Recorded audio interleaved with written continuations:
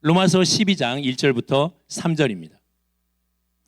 그러므로 형제들아, 내가 하나님의 모든 자비하심으로 너희를 권하노니 너희 몸을 하나님이 기뻐하시는 거룩한 산제물로 드리라. 이는 너희가 드릴 영적 예배니라.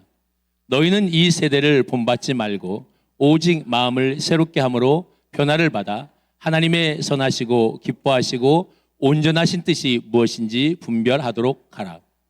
내게 주신 은혜로 말미암아 너희 각 사람에게 말하노니 마땅히 생각할 그 이상의 생각을 품지 말고 오직 하나님께 각 사람에게 나누어 주신 믿음의 분량대로 지혜롭게 생각하라. 아멘. 자리에 앉으시겠습니다. 가브리엘 찬양대 하나님 앞에 찬양으로 영광 돌리시겠습니다.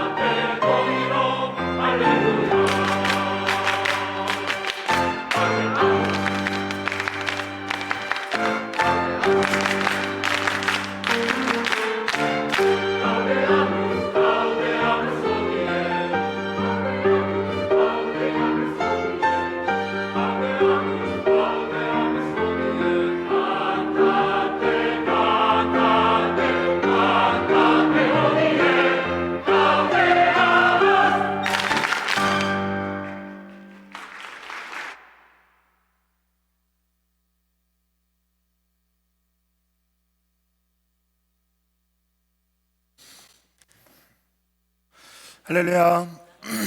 우리 옆 사람과 이렇게 인사합시다. 거룩하게 규벌된 삶을 삽시다.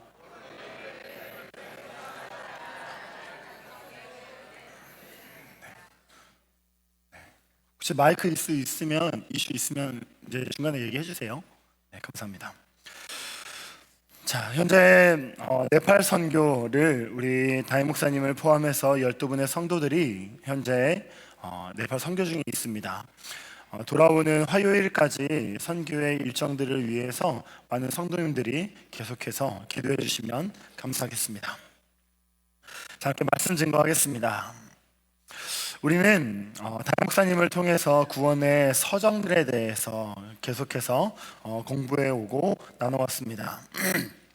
구원의 계획은 이미 시작되었고 이미 우리를 통해 이 일이 확증되었고 확신되었습니다.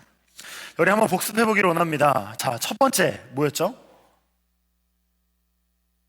자, 구원의 서정 중에 첫 번째 우리 뭘 배웠습니까? 네, 지금 다 달라요. 자, 첫 번째가 뭐였어요? 중생이었습니다. 중생이 무엇입니까? 예, 맞습니다. 거듭남입니다. 죄로부터의 자유를 얻게 되고, 거듭남은 몇 번 있습니까? 여러 번입니까? 한 번입니까? 예, 한 번 거듭나는 겁니다. 자, 그리고 나의 죄인됨을 깨달아 마음을 하나님께서 돌이켜 주시는 무엇입니까? 회심이 있었습니다. 또한 믿음으로 믿음에 이르게 하시는 그 믿음의 삶 또한 우리가 함께 말씀을 통하여 증거받았습니다. 앞으로 몇 주 동안도 우리는 과거와 현재와 미래적 구원에 대해서 계속해서 배우며 나아갈 것입니다. 오늘 이 시간에는 이 시대를 살아가며 겪어 나아가야만 하는 그 성도들의 삶에 대해서, 특별히 그 삶 가운데 정말로 중요한 거룩과 분별에 대해서 함께 나누며 나아갈 수 있길 간절히 원합니다. 자, 한번 질문해 보도록 하겠습니다. 거룩한 성도들의 대표적인 모습은 무엇이 있을까요? 거룩한 성도들의 대표적인 행위는 무엇이 있을까요? 뭐가 있을까요? 네, 예배가 있죠. 또 뭐가 있죠?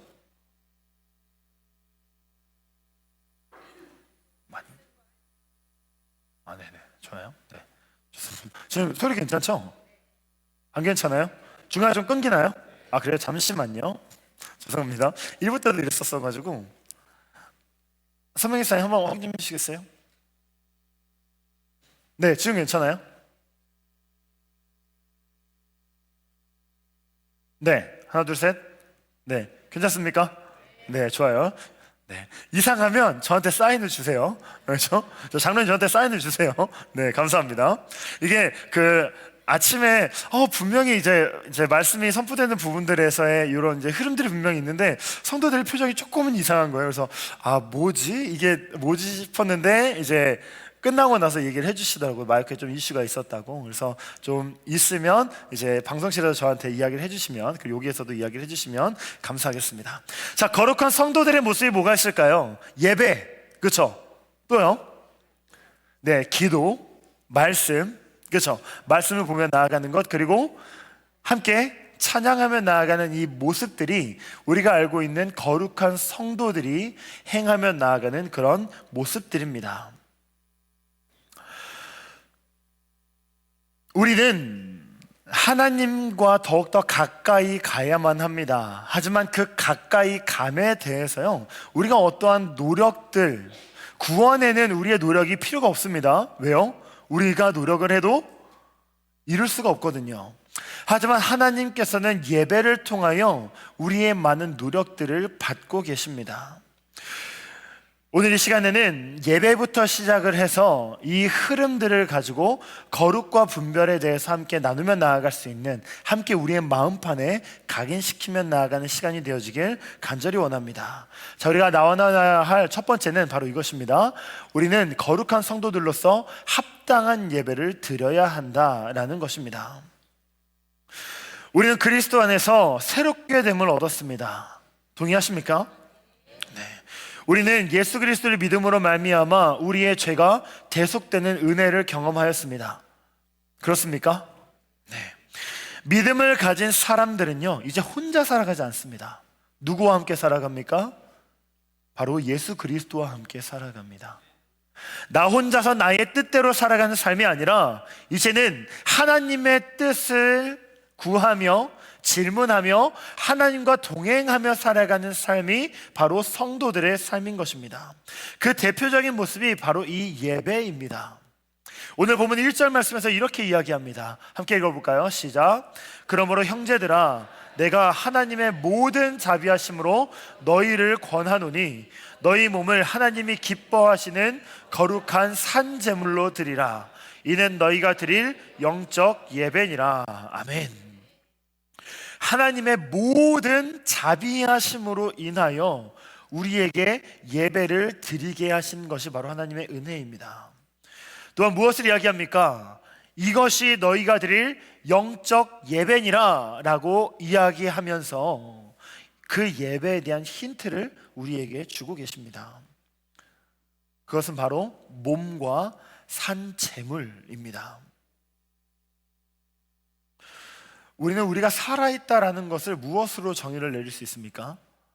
저 지금 살아있나요? 네, 살아있죠. 어떻게 볼 수 있습니까? 호흡을 하고 있고요, 혈류가 있고요, 심장이 뛰는 이런 부분들을 우리가 살아있다라고 이야기를 합니다. 자, 우리 말씀, 오늘 본문 말씀 1절 말씀 한 번 더 자세히 보기를 원합니다. 무엇이 나와 있습니까? 몸에 대해서 이야기하고 또 살아있는 무엇이요? 재물에 대해서 이야기하고 있습니다. 이 산 재물이라는 것이 상당히 아이러니합니다. 구약 시대에 있는 그 제사들을 보십시오. 번제 어떻게 드려집니까? 번제는 데리고 와서 메고 와서 각을 뜹니다. 각을 뜬다는 게 무슨 의미예요? 죽인다는 거죠. 죽여서 나눠서 이것을 태워서 드립니다. 자, 또 대표적인 이 제사의 방법이 뭐가 있나요? 흔들어서 드린다 그러죠. 요제라고 이야기를 합니다. 이 요제 또한 살아서 드려요? 죽여서 드려요? 예, 죽여서 드립니다. 죽여서 이것을 태워서 연기로서 하나님께서 기뻐 받으시는 것을 우리가 볼 수 있어요. 재물은 죽는 겁니다. 산 재물은 있을 수가 없어요. 살아있는 재물을 가지고 오더라도 하나님께 드리기 위해서는 죽여서 드리는 거예요. 왜 죽여서 드려야 할까요? 우리가 알고 있는 답이 있습니다. 무엇입니까? 죄는 결국에는 사망에 이르러야 하기 때문에요.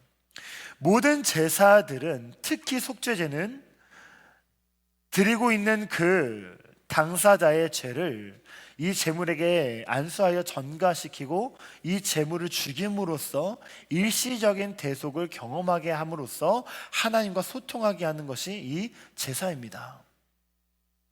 그렇기 때문에 죽이는 거예요. 하지만 하나님께서 오늘 본문 말씀을 통해서 우리가 뭐라고 말씀하셨습니까? 우리의 몸을 거룩한 산 제물로 드리라 라고 말씀하십니다. 이것이 가능한 이유가 뭘까요? 그 답은 여기에 있습니다. 히브리서 10장 20절 말씀 함께 보도록 하겠습니다. 시작. 그 길은 우리를 위하여 휘장 가운데로 열어놓으신 새로운 살 길이요, 휘장은 곧 그의 육체니라. 아멘.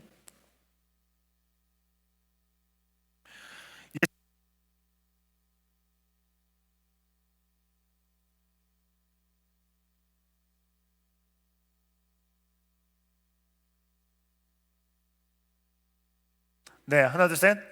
네, 좋습니다. 이렇게 흐름 끊기는 게 참 쉽진 않아요. 자, 하지만 우리 다시 흐름 이어받아서 히브리서 10장 20절 말씀 한 번 더 읽도록 하겠습니다. 자, 시작. 그 길은 우리를 위하여 휘장 가운데로 열어놓으신 새로운 살길이요, 휘장은 곧 그의 육체니라. 아멘. 이 말씀은 누구를 이야기하는 것입니까? 바로 예수 그리스도의 십자가 위에서의 대속, 그 죽음을 이야기하는 것입니다.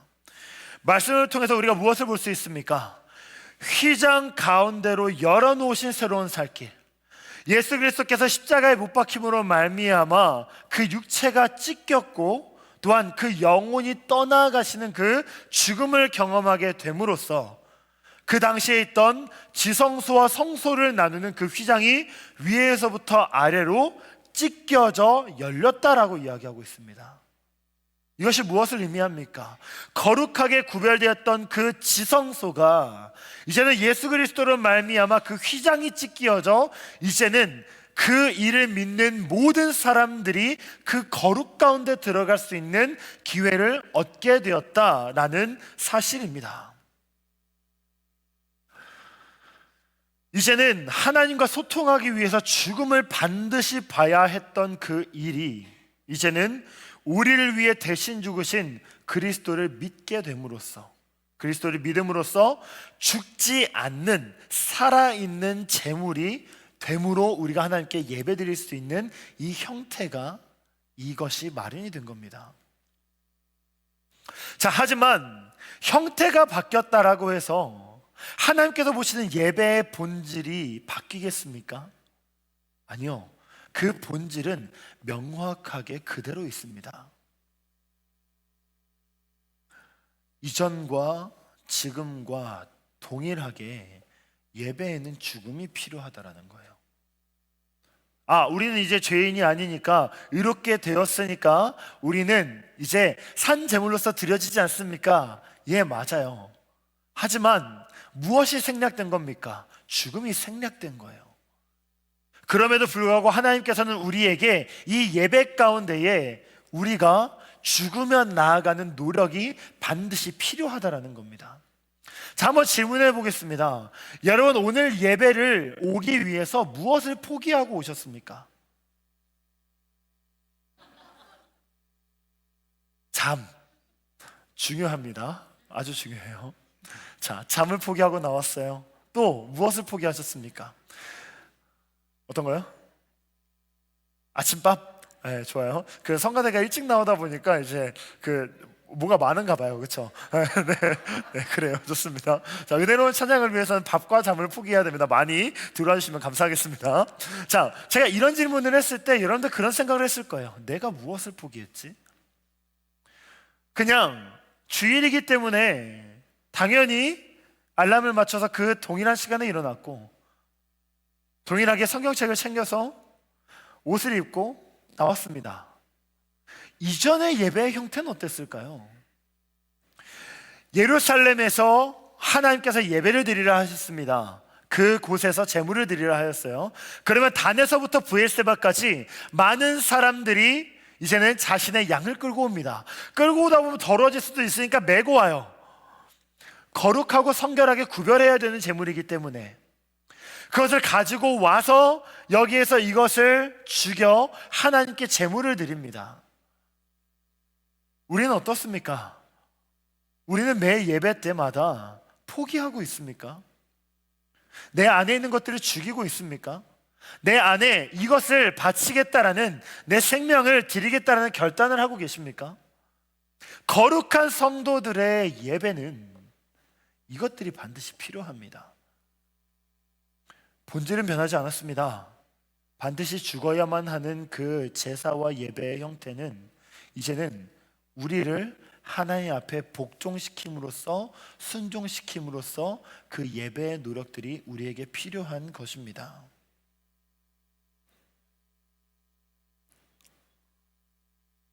어떻게 이 일들을 행하며 나아갈 수 있을까요? 굉장히 막연하죠. 자, 우리가 두 가지 말씀을 한번 보도록 하겠습니다. 로마서 6장 13절 말씀 먼저 함께 보도록 하겠습니다. 시작. 또한 너희 지체를 불의의 무기로 죄에게 내주지 말고 오직 너희 자신을 죽은 자 가운데서 다시 살아난 자 같이 하나님께 드리며 너희 지체를 의의 무기로 하나님께 드리라. 이어서 6장 19절 말씀 봅니다. 함께 봅니다. 시작. 너희 육신이 연약함으로 내가 사람의 예대로 말하노니 전에 너희가 너희 지체를 부정함과 율법에 내주어 불법에 이른 것 같이 이제는 너희 지체를 의에게 종으로 내주어 거룩함에 이르라. 아멘. 우리는 이 예배를 이야기를 할 때요, 이 주일의 이 예배들 혹은 금요기도회, 수요예배, 새벽예배와 같은 그 예배라고 붙여져 있는 그 형태들을 보고 우리가 예배라고 이야기를 합니다. 하지만 성경에서 이야기하고 있는 예배의 형태는 어떠한 정해져 있는 시간에 드려지는 예배만을 이야기하는 것이 아닙니다. 우리가 알고 있는 첫 번째 예배이자 첫 번째 살인자가 나왔던 가인과 아벨의 예배를 보십시오. 어떤 이들은 아벨이 피해 제사를 드렸기 때문에 그것을 받으신 것이다라고 이야기하지만 성경에서는 그와 다른 분명한 본질들을 우리에게 이야기하고 있습니다. 무엇입니까? 아벨은 하나님 앞에 이 예배를 거룩히 드리기 위해 노력한 뿐만이 아니라 그 삶에서의 예배의 연장이 있었다는 겁니다. 하지만 가인은 그렇지 않았기 때문에 하나님께서 그 예배와 제사를 받지 않으셨다는 것입니다. 방금 읽었던 이 로마서 6장의 두 절의 말씀들을 보십시오. 우리가 해야 할 것이 무엇입니까? 이제 우리의 지체들을 불의에게 던져주어 그들의 무기로 삼게 하는 것이 아니라 이제는 의의 종이 되어 하나님께 합당한 도구로서 살아가야 하는 것이 바로 이 예배의 형태임을 분명히 기억하며 나아갈 수 있길 간절히 원합니다. 우리가 하나님께 드릴 예배는 주일 예배뿐만이 아닙니다. 하나님은 결과만을 보는 분이 아니세요. 하나님은 우리의 삶의 과정을 보십니다. 또한 그 과정들로 하여금 하나님께서 우리의 예배를 기뻐 받으실 것입니다. 그 과정, 우리에게는 때로는 부끄러운 그 삶의 과정일 수 있습니다. 하지만 그 과정들 또한 하나님 앞에 우리를 복종시킴으로써 우리가 세상을 살아가면서도 거룩하게 우리를 구별함으로써 우리를 온전한 산 제물로서 하나님께 드리며 나아갈 수 있는 저와 여러분들이 되어지길 간절히 소망합니다. 두 번째는 우리는 우리를 거룩하게 구별해야 한다라는 것입니다. 자, 한번 그림 보세요.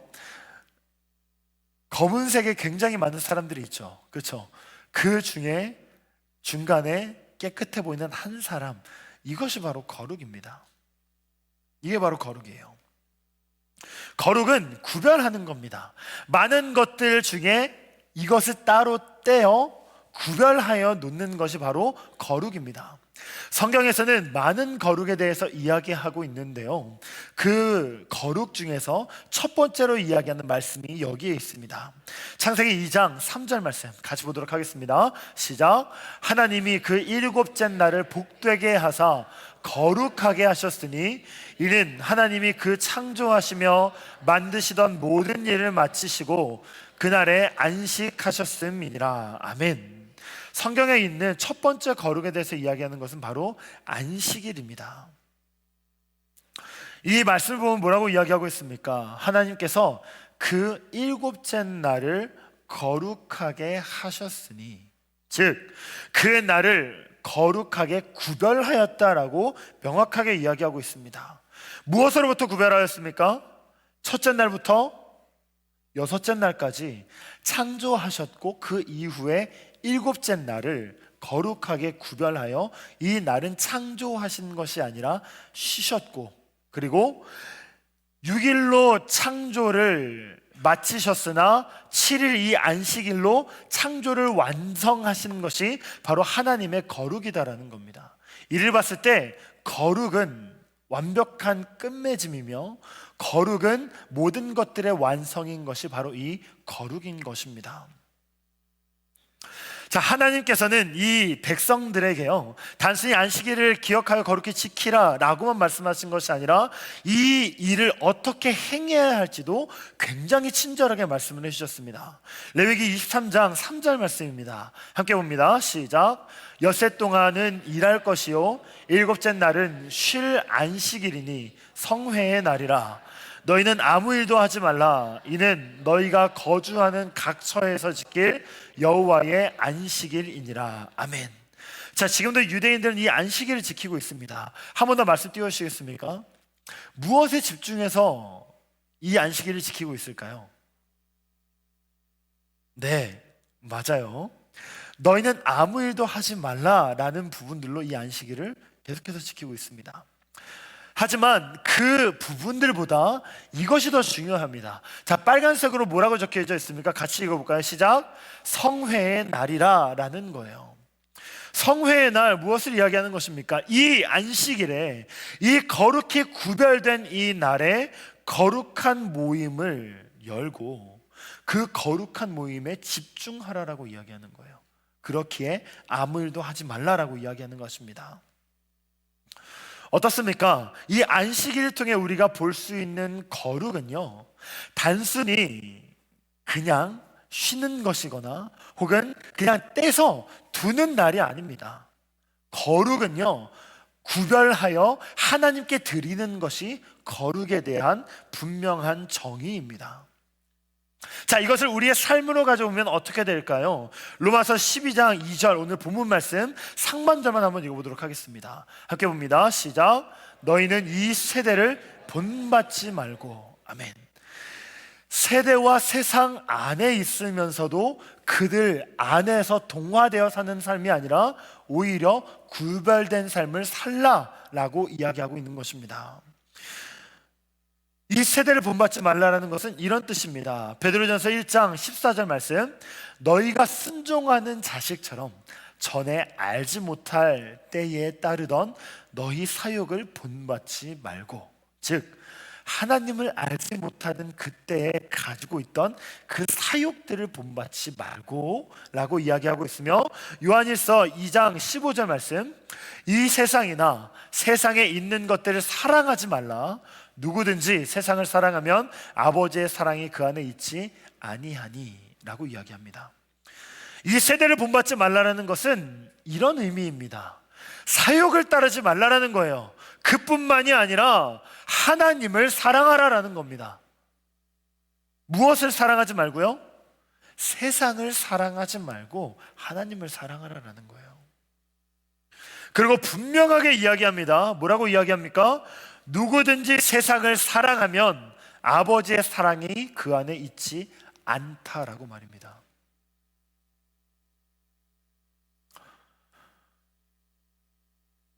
우리는 어디에 살고 있습니까? 네, 맞아요. 세상에 살고 있어요. 하지만 말씀에서는 우리에게 이것을 요구하고 있어요. 세상에서 살면서도 세상을 사랑하지 말라라고 말입니다. 이게 바로 거룩의 삶입니다. 하지만 성도라는 이름으로 우리가 살아가고 있음에도 불구하고 우리가 세상을 얼마나 사랑하고 있습니까? 내가 하나님만을 사랑합니다 라고 자신 있게 말할 수 있는 사람이 이 자리에 몇 명이나 있을까요?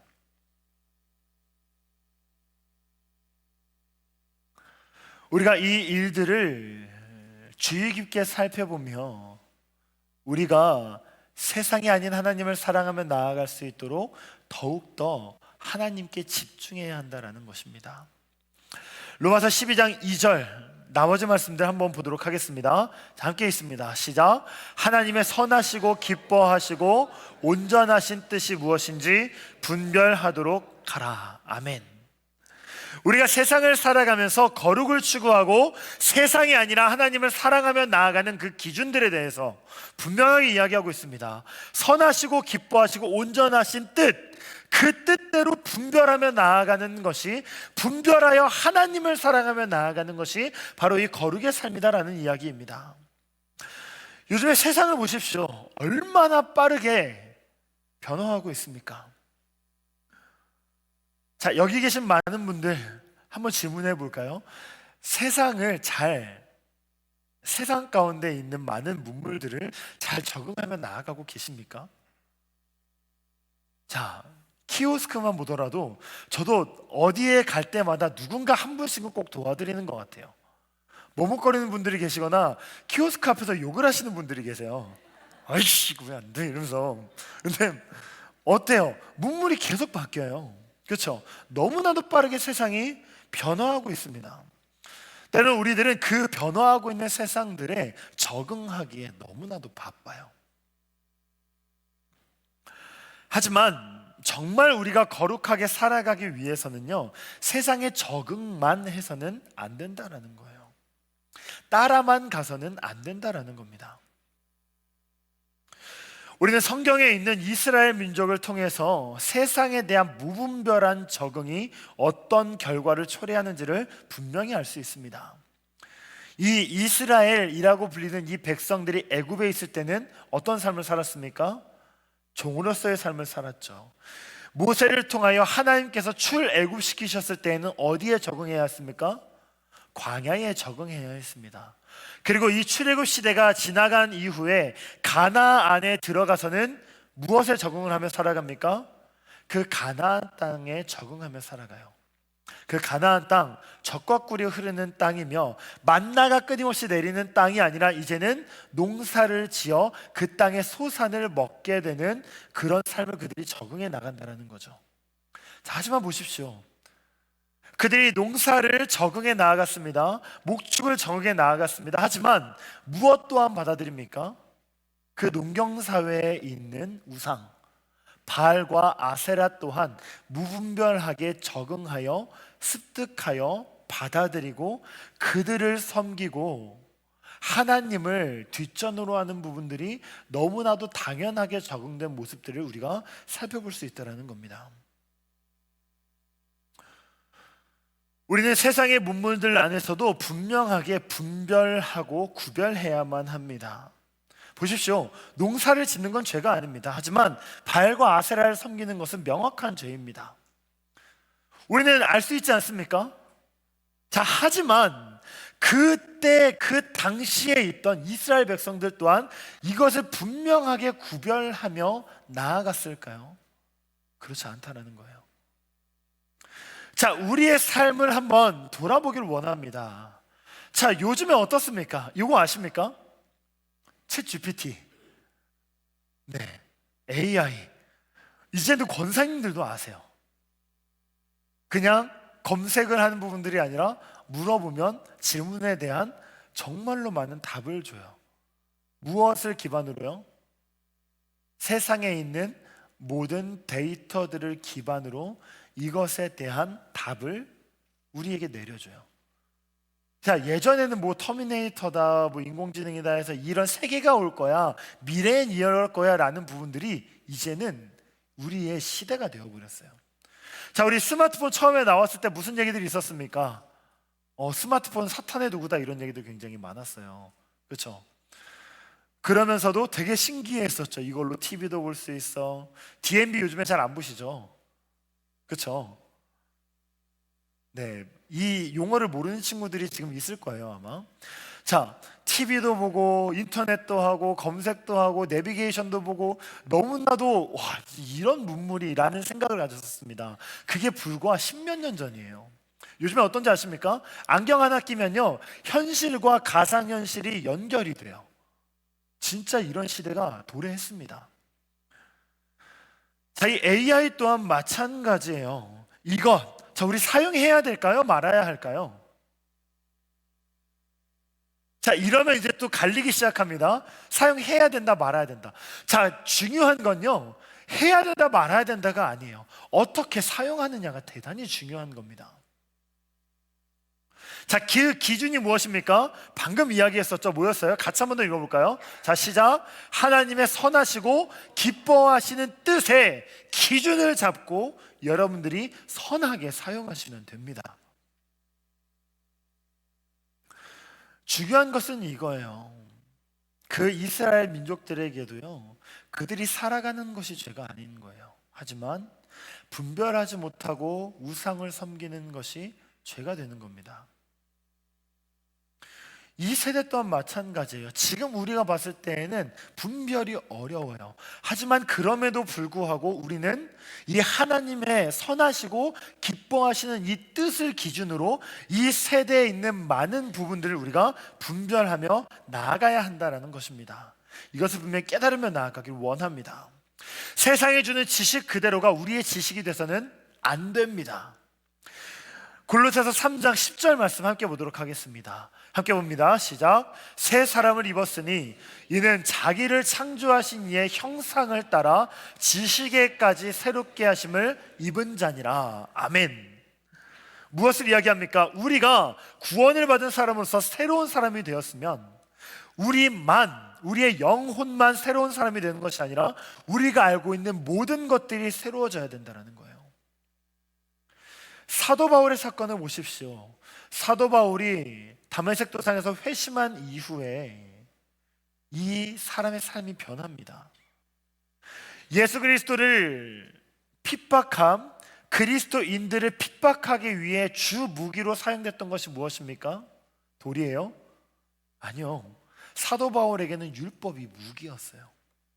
가말리엘의 밑에서 많은 율법들을 배워 나아가고 그 율법으로 하여금 그 그리스도인들을 정죄하며 나아갔던 그 삶이 이제는 예수 그리스도를 믿게 된 이후에 그리스도로 말미암아 중생을 경험한 이후에는 어떻습니까? 이 사울이라는 사람이 자신의 고향인 다소에 내려가서 몇 년 동안 자기가 배워왔던 그 율법을 그리스도로 인하여 재정비하는 시간들을 가졌다라는 거예요. 그리고 바울 서신들을 통해 우리가 알 수 있는 것처럼 그 전에 있던 많은 율법들을 통하여 이제는 예수 그리스도를 전하는 새로운 지식이 되었다라는 것입니다. 우리 또한 마찬가지입니다. 우리가 행하는 모든 일들, 우리가 가지고 있는 모든 지식들 가운데에서 우리가 다시 한 번 더 점검해 봐야 될 필요성이 있다는 거예요. 내가 이 일을 왜 하고 있는가? 그리고 내가 이 지식을 왜 이렇게 전하고 있는가? 내가 하고 있는 이 행위는 신앙적으로 어떤 의미가 있는가에 대한 부분들을 철저하게 점검해보고 질문해봐야 될 필요성이 있다는 겁니다. 한번 예를 들어볼까요? 자, 우리 성경책 한번 들어보시겠습니까? 성경책. 자, 성경책. 네, 높이 들어주세요. 네, 좋습니다. 성경책. 자, 좋아요. 자, 내려주시고요. 자, 지금 핸드폰으로 성경을 보고 계신 분들 핸드폰 한번 들어주시겠습니까? 네, 좋아요. 자, 지금 제가 여기에서 봤을 때 차이점이 있어요. 성경책은 이렇게 드세요. 근데 핸드폰은 이렇게 들어요. 왜 그럴까요? 성경을 핸드폰으로 보는 게 부끄러우십니까? 뭔가 걸리십니까? 자, 이렇게 질문해 볼까요? 핸드폰으로 성경을 보는 부분들에 대해서 거리낌이 없으신 분들이시라면 왜 거리낌이 없으십니까? 이것에 대한 질문들을 여러분들이 스스로 해 나가셔야 된다는 거예요. 자, 성경책은 경건하고 핸드폰은 경건하지 않습니까? 자, 그럼 이렇게 한번 얘기를 해볼까요? 성경은 무엇으로 첫 번째로 쓰여진 성경은 무엇으로 쓰여졌습니까? 하나님의 말씀. 네, 좋아요. 하나님의 말씀이 어디에 쓰여졌어요? 죄송합니다. 질문이 잘못됐네요. 어디에 쓰여졌습니까? 돌판에 쓰여졌어요. 하나님께서 모세를 통하여 시내산에서 돌판에 그 말씀을 써주셨다고요. 돌판이 경건합니까? 성경책이 경건합니까? 돌판이 경건해요? 들고 다니실 겁니까? 그 다음 뭐였어요? 전에도 한번 이런 얘기를 했던 적이 있어요. 자, 그 다음에 뭘로 쓰여졌어요? 이집트의 고대 종인 파피루스. 그쵸? 그 다음엔요, 양피지, 두루마리. 그쵸? 자, 지금 양피지 들고 다니시는 분들 계세요? 손 한번 들어주시겠습니까? 경건하지 않네요. 이렇게 우리가 생각할 수 있을까요? 아니요, 그럴 수 없다라는 거예요. 자, 세상에 있는 많은 발전들과 많은 변화들이 있습니다. 그 가운데서 우리가 분별해야 될 부분들이 있다는 거예요. 이것은 죄다라는 그런 분별을 해야 하는 부분들도 있지만 이것은 우리가 하나님께서 우리에게 주신 문물이다라는 그런 분별들이 우리에게 분명히 있어야 된다는 겁니다. 자, 예전에는 목사님들이 이렇게 그 패드를 들고 다니면서 설교를 하는 부분들을 굉장히 이제 안 좋게 생각하시는 분들이 꽤 계셨어요.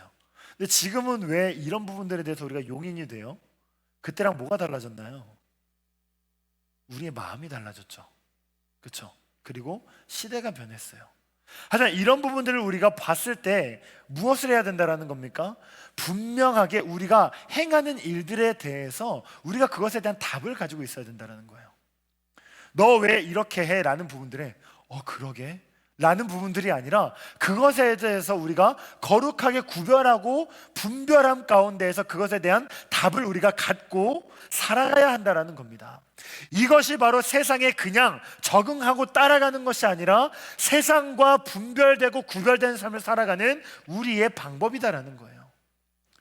우리가 이렇게 이 거룩과 분별을 추구하며 나아갈 수 있는 삶을 살아갈 수 있길 간절히 소망합니다. 자, 하지만 어떻습니까? 이것이 쉽습니까? 어려워요. 우리의 능력으로는 분명한 한계가 있습니다. 그렇기 때문에 우리에게 무엇이 필요합니까? 바로 은혜로 인한 하나님께서 허락하여 주신 힘이 필요하다라는 겁니다. 사실 이렇게 살아가면요, 굉장히 피곤할 거예요. 피곤할 겁니다. 진짜 피곤할 거예요. 왜요? 우리가 행하는 많은 일들에 대해서 우리는 재정비해봐야 되니까요.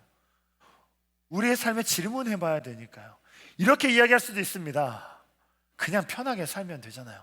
그냥 질문 안 하고 그냥 흘러가는 대로 살면 되잖아요. 그냥 세상의 흐름 가운데 나를 맡기기만 하면 물이 흘러가는 것처럼 시간이 흘러가고 그렇게 살아가지는데 그냥 이렇게만 살아가도 되는 것 아닙니까? 라고 우리에게 다시 한 번 더 내 안에서 되질문하게 되는 경우가 분명히 생길 수 있습니다. 그러면 분쟁도 없고 마찰도 없고 논쟁도 없고 편하게 살아갈 수 있을 겁니다.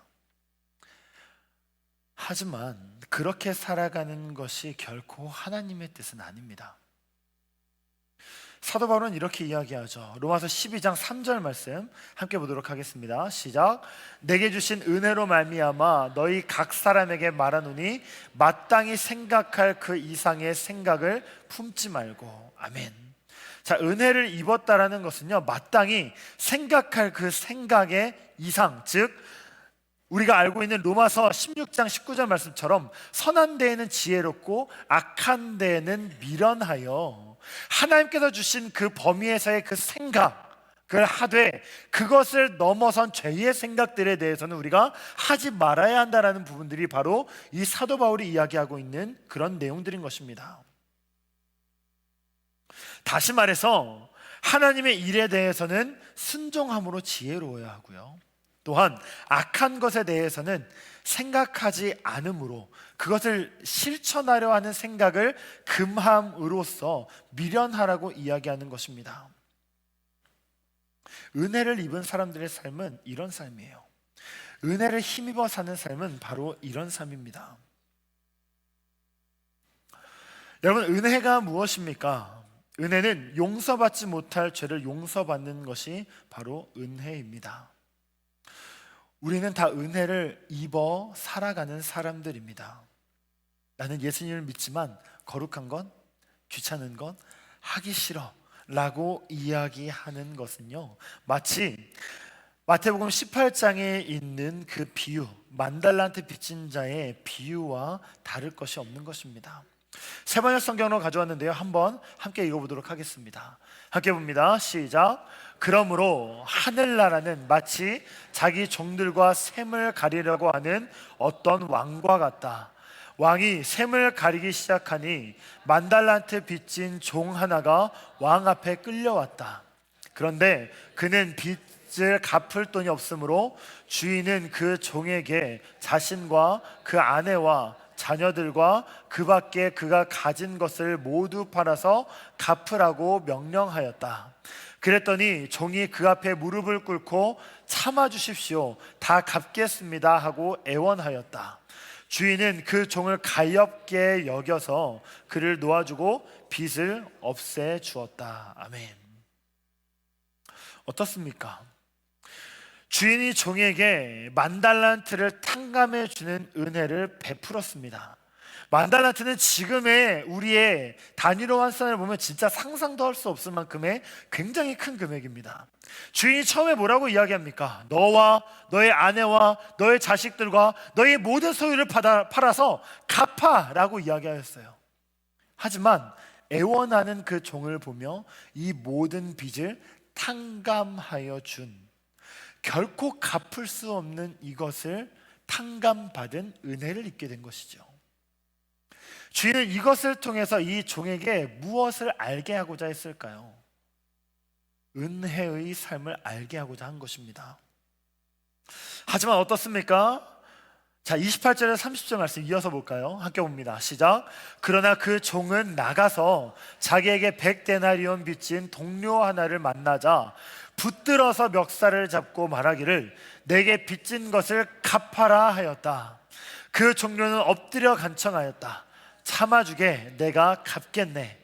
그러나 그는 들어주리지 하지 않고 가서 그 동료를 감옥에 집어넣고 빚진 돈을 갚을 때까지 갇혀있게 하였다. 아멘. 자, 어떻습니까?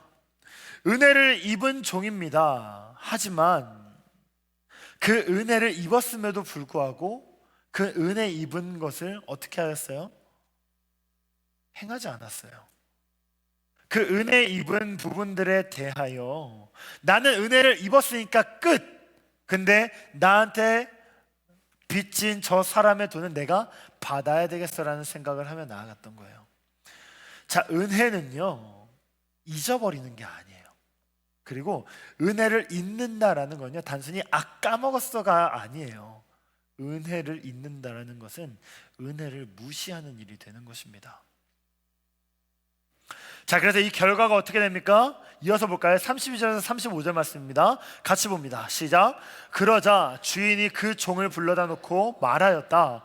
이 악한 종아, 내가 애원하기에 나는 너에게 그 빚을 다 없애주었다. 내가 너를 불쌍히 여긴 것처럼 너도 내 동료를 불쌍히 여겼어야 할 것이 아니냐? 주인이 노하여 그를 형무소 관리에게 넘겨주고 빚진 것을 다 갚을 때까지 가두어 두게 하였다. 너희가 각각 진심으로 자기 형제 자매를 용서하여 주지 않으면 나의 하늘 아버지께서도 너희에게 그와 같이 하실 것이다. 아멘. 우리는 은혜를 입은 자들로서 거룩하게 살아가야 할 의무가 있는 것입니다. 나는 그냥 은혜를 받았으니, 구원받았으니 끝, 이게 아니라 구원을 받은 그 은혜를 받은 백성들로서 이제는 그 은혜를 힘입어 살아간다라는 것은 결국에는 그 은혜를 무시하지 아니하고 그 은혜를 다른 이들에게 베풀며 나아가는 삶, 은혜를 아는 삶으로 살아가야 한다는 겁니다. 그 은혜를 아는 사람들, 우리의 개인적으로 무엇입니까? 바로 이 거룩을 유지하며 나아가는 삶이 이 은혜를 입은 사람들에게 있는 의무로서 있다라는 것입니다. 베드로전서 1장 16절에서 이것에 대해서 분명하게 고정적으로 이야기를 하고 있습니다. 같이 볼까요? 시작. 기록되었으되 내가 거룩하니. 아멘. 말씀의 결론을 맺도록 하겠습니다.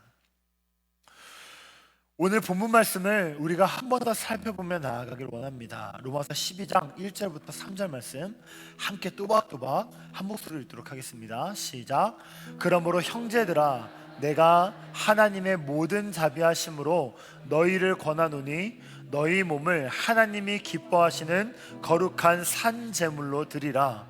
이는 너희가 드릴 영적 예배니라.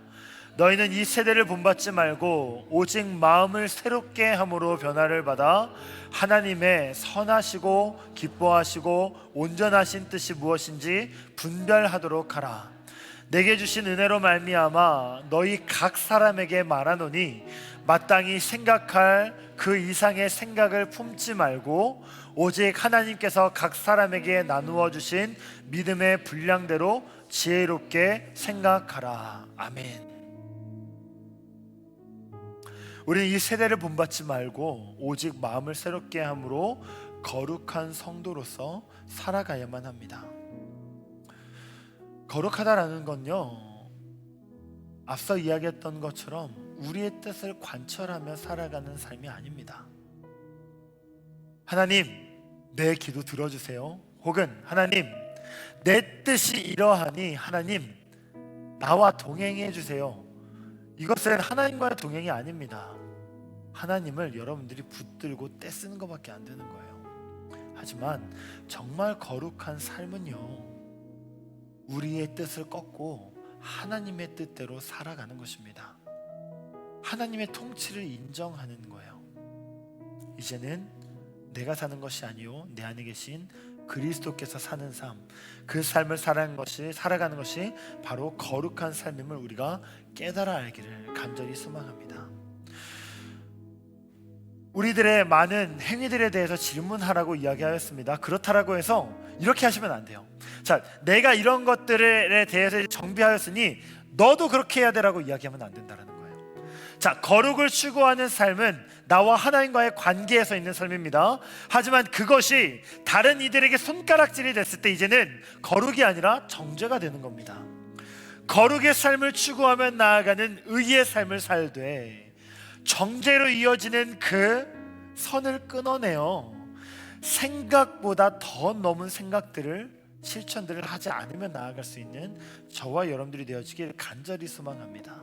믿음의 분량대로 지혜롭게 생각하며 이 세대를 본받지 아니하고 그렇게 거룩하게 살아갈 수 있는 저와 여러분들이 되어지길 간절히 소망합니다.